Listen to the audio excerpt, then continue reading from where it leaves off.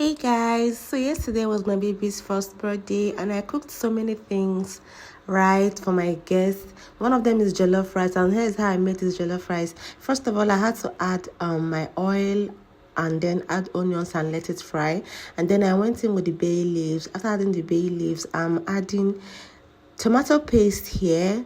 I used about 2 big tomato pastes.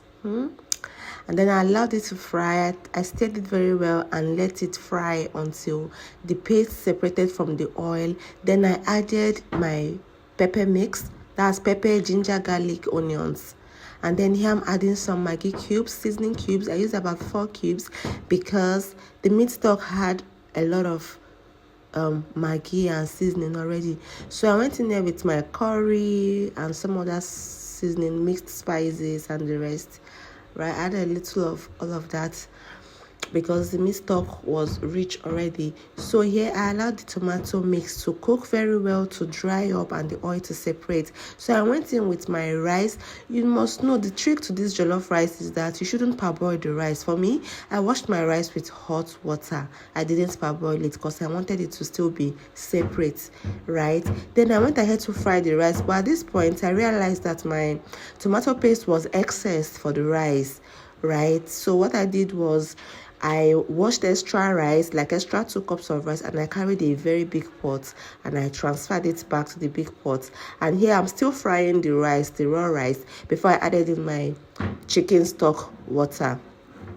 So here I've added the water. I still add extra water because the chicken stock water wasn't enough. Now you have to be careful in adding water so you don't add too much water, because too much water is going to make your rice soggy and it's not going to give that party rice. So here I'm adding butter. This butter is a very good secret when it comes to making party jollof. Like, it gives it this very nice flavor and this distinct taste. So I've added my butter, and here I have to cover it with some foil. You know, jollof rice cooks with steam, not really with direct fire. So I covered it with foil and allow it to cook on slow heat so that I'll reduce the burning time to minimum. Of course, it's going to burn. It's party jollof. So here the rice is cooked. It was burning, of course.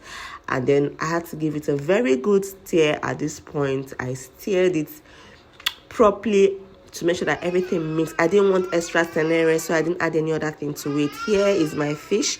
I grilled catfish to pair with the jollof rice, although I also grilled a lot of chicken. But trust people, now people prefer catfish because it's not as common as chicken. You eat chicken every day. So here is the food. I made vegetable rice, I made vegetable sauce, I cooked everything. And here is me, the party celebrant.